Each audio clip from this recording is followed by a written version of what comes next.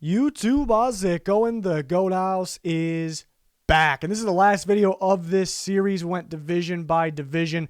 We're on to the NFC West. And what we're doing here is taking a look at players that could or maybe should be cut, who can't be cut, and how to free up some cap space, ballpark estimate of what the cap space situation can look like going into this offseason. So kind of a little bit of a preview here for each team, division by division. So again, this is the last video of the series, so if you're looking for a specific team or division, that video is already up on the channel, as well as other free agency content, rankings, predictions, everything. We got you. A lot more to come, including NFL draft coverage.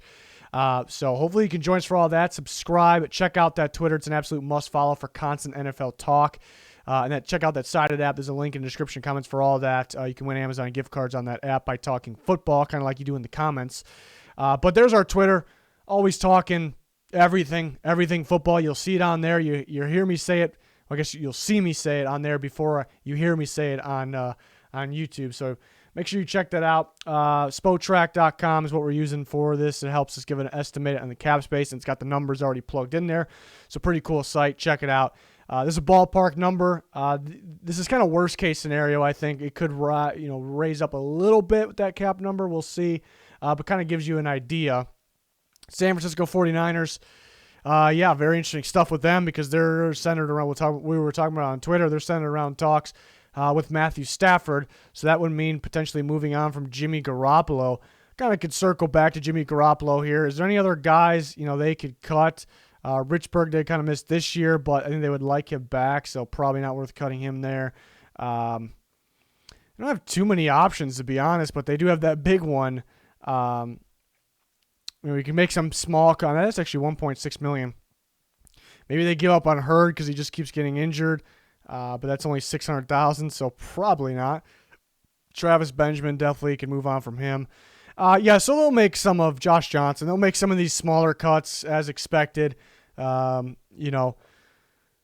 can go through and clear some space. Kevin White, you guys know the drill there. But the big way to kind of clear, they could always restructure contracts. We could talk more about restructures in the future or on Twitter. We're constantly talking about things like that.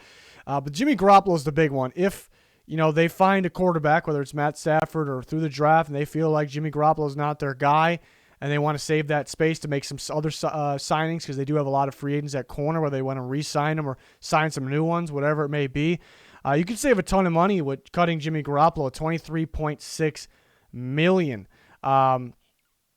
You can trade him, and we'll see what happens here. Or we could trade him for – should we trade him for Matthew Stafford?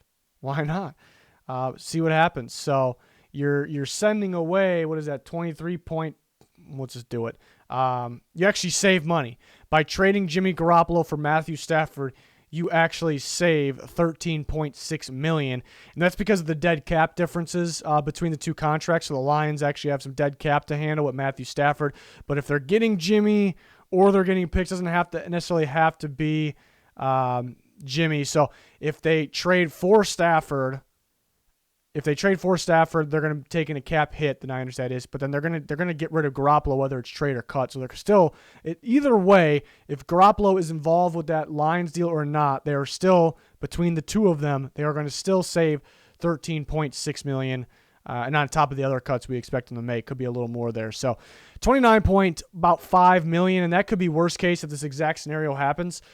So for a pretty good team, it's a pretty good number. A lot of teams are in cap space nightmare situations, especially good teams for the most part. So that's a pretty good number. It's just about staying healthy with a lot of these guys, even Stafford, if they bring him in. That's kind of the question there because they have a lot of guys that are very talented, but they have that injury concern. Adding Matthew Stafford kind of adds to that a little bit. But again, maybe the most talented roster in football. We didn't get to see Nick Bosa. D4, I think he's extremely underrated. Hopefully he's back in there. But yeah, he can't really stay healthy just to see, they would save $5 million. I like D Ford a lot, but yeah, maybe because he can't stay healthy and they think they can survive without him, play well, maybe, but I just don't see it. If they just signed Jimmy Ward this offseason, I was going to say maybe if they want to roll with Tavarius Moore and Jaquiski Tart's a free agent. They kind of had more filling in that role a little bit, but, even though he was kind of more of a free safety coming in, so do they want to rather re-sign Tart and play No, I don't think so. So pretty good number there, though. The Cardinals, moving on to them, 8 million, 8.5 or 8.9 almost. Kind of worst case scenario. Again, it could be a little more than that. If they're gonna drop the cap number because of the lack of ticket sales, but what they're projecting to be dropped at, it could actually be a little higher than that. So we probably could raise that maybe a little bit for all these teams.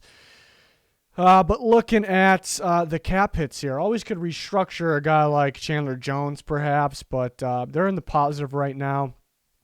I guess these offensive linemen are some questions with them. Like, do they want to replace some of these guys? That's a big mystery, I think. Robert Alford, I think, could be cut. 33 years old. You could save 7.5. Yeah. Kennard, maybe it was a little more high hopes for him. Maybe they'd rather just re-sign Reddick and Gardeck and roll with those guys. You could save that $4.1 million. Again, these linemen are kind of tough to decide what they'll actually do there. Looking down here. Yeah, Marcus Gilbert, not a bad right tackle, but you got Josh Jones, who's, I think, a true right tackle who they stole in the draft. We'll see if they stole him. If he ends up good. Maybe they believe in him so they can cut Gilbert. It's not even that much money, though. $900,000. Maybe you can move on from how much Justin Murray save? No. Maybe you're confident with some other guys stepping up, even at left tackle. Can you cut DJ Humphries? Negative. So a little bit of a question with the offensive line, but there's actually not that much you can do there. And looking down the lists, we got, they can cut some of these. They can make some of these cuts to save a little bit of money here. Every team will do that. You're up to $22 million. Let's see. Yeah, that's a pretty good number. Not a whole bunch of needs. I'd say, you got to re-sign, pass rush. The actual defensive line under 3-4. Corner's a pretty big need, but you got some money there. They're not in a bad situation. Some cuts you can make. Curious to see what they decide to do with their offensive line. They could restructure. Restructuring, takes a lot of math, so I didn't really do that beforehand with Chandler Jones, but just kind of thinking of it now. He's actually going to be a free agent, so they could. He's going to be a free agent in 2022. They could extend him. Let's say like 2 more years, 2022, 2023. Take this $15 million, drop it down to 1.5, but then pay him still in salary bonus, the difference. So $14 million, add it in salary bonus, and divide it up across the years. So if they extend him through 2023, so that will clear a decent amount of space. What's the cap hit? $20.8 million. So they can save $6 million from doing that this year. So you can tack on like about 6, somewhere around there, ballparking it. To the Cardinals if they need to. They're in a pretty decent situation though. They got some guys to re-sign though, and they need some cornerbacks, maybe receivers. See if Larry Fitzgerald retires. To the Rams, the Rams with their Jared Goff situation, on a negative 36 worst case scenario situation, but it's a ballpark. It's going to be around there. Do they decide to move on from Whitworth because he's 40, but he's still probably their best lineman? That's probably the tough part. 5.3. Is it worth it? They do need to save money. Not too many guys, and Floyd's actually a free agent, so that's 0. Not too many guys they can save with either, to be honest. These guys they'll probably cut some of these guys down here, but that's all it's going to be. It's going to be cheap money, so they'll save a little bit there. Maybe a restructure. What a restructure could look like here for a guy like Aaron Donald. 2021, the base salary is $19.9 million. The cap hits 27 point. You can save a lot restructuring it. That doesn't mean pay cut. He's not going to take a pay cut. You wouldn't even ask this guy to take a pay cut. Restructuring it. Because you could definitely do it with Aaron Donald because you expect him to be a force and you're good with paying him in these parts. No problem. So it's a good guy to do it with. So what you do is you drop the base salary to the veteran minimum, which I'm projecting to be around $1.5 million. So I did some of the math already on Aaron Donald because it's an appealing restructure. So what are you at? $18.3 million is what you have to pay him because you're dropping the base salary to 1.5. So you still owe him the difference, 18.3. You're going to spread that out through signing bonuses throughout all of these years here. So you're taking a chunk of this cap and spreading it out, basically. You could have more of a cap hit in those further years, but you're fine with that. With Aaron Donald, you got more cap space then. So you're dropping this number, 27 point, what does that say, 8-9, back to the Rams. And, according to my calculations here, a lot of calculations I might add, I came up with the restructure the way I did it manually with the round of 16, over 16 million. So we'll call it this 16 point whatever he's got there in that ballpark. Probably a little less than that, actually. But so you can see the restructure dropped his cap hit from 27.89 to that 16 range, and that cleared. They're still in the negative, though. But you can do this with multiple guys. Do you want to do it with Jared Goff? Probably not. But just to show what happens if you cut Jared Goff, I mean, that's ridiculous. So you can't do that. But you could trade him, and if they're trying to get a guy like Matthew Stafford, or they're trying hard to replace Goff, and even they can bring in even if it's a second-round rookie, I could see them doing it. So let's just say they trade Jared Goff. They're actually going to clear 12.42. So maybe a couple more restructures here with, like we did with Aaron Donald, and they can get back into the positive. But still not a good situation. It's not a good situation at all to be in, so that's kind of rough. And they had a pretty good year, though, but it's rough. And then going on to the Seattle Seahawks, not the best situation either because they definitely need to get better. I mean, the offensive line, they came up short just because they didn't have enough. Nothing about their team was elite. Early in the year, the offense was. Late in the year, definitely not elite, but the defense was getting better. But when you talk about playoff football, nothing about it was contender like we expected it to be. So it's a little bit of a surprise. So they need to get better. They need to add offensive line pretty much everywhere besides two spots, I'd say. They still need to add pass rush. There's nothing guaranteed with that pass rush. Shaq Griffin's a free agent. Quentin Dunbar's a free agent. They could probably get better at corner. Poona Ford's a free agent. So, yeah, they could afford. Chris Carson's a free agent, so you need a running back or Chris Carson back. You probably can get add another receiver, but that's kind of a late draft type thing, mid-round draft type thing. So they need to clear space. This is really, at least they're in the positive, but they need to clear some space. Carlos Dunlap's an interesting one because he played very well. Like when they got him, the pass rush in the defense in general was better. So, but this is a large cap hit, $14 million. But the way he just played it, maybe that's, pass rushers are expensive. Maybe that's what they would take. So maybe they try to restructure or get a pay cut going there. It's tough. That is tough. Looking at down the line here, you probably can upgrade for Shell, but is it worth it to keep him as a rotation guy? The offensive line's really got to change with signs Dwayne Brown and Damian Lewis there. So do you want to cut a guy like that, or you're not done with a guy like Collier yet, and that would be negative anyways. A lot of these guys, Rasheem Green, he's still pretty damn young, but he hasn't worked out too well. But $920 not worth it. There's Damian Lewis, pretty good for them. That's the problem. All these guys there's no way to clear space down here because most of your money is made up by these top guys here. So they don't have too many options. Let's just say they do cut Dunlap.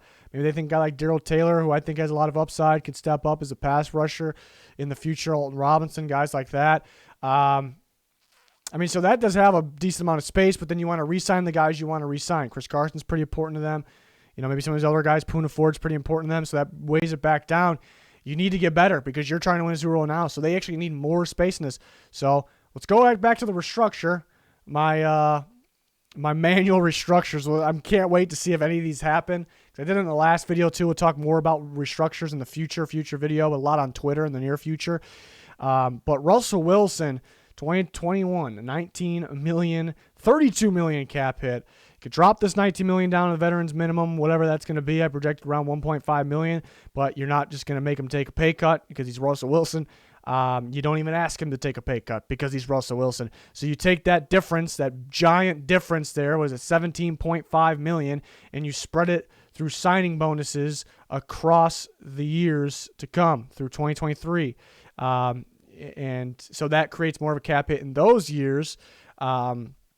But it clears you a lot of space now. So my calculations that I came up with was, what's this cap hit now? It's at 32, and I came up with around 22.1 cap hit. So we'll just change this to 22 right here, and then you just saved about 10 million, rough estimate. 10 million, so that brought you up to 31 million without Russell Wilson taking a pay cut, with him still getting his money. You're taking a little more little more of a cap hit. What is that going to be? 7.62 of a cap hit per year, around there.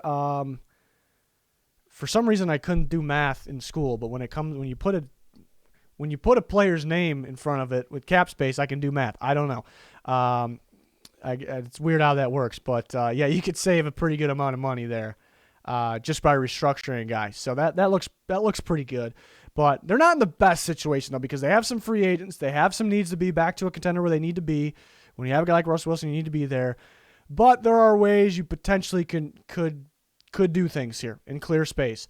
So, yeah, I want to see them get better. So there's a lot of times they do that. You know, they'll go into free agency and kind of staying the same. Like, they don't really get better. They got better training for Carlos Dunlap. I'm talking about offseason free agency.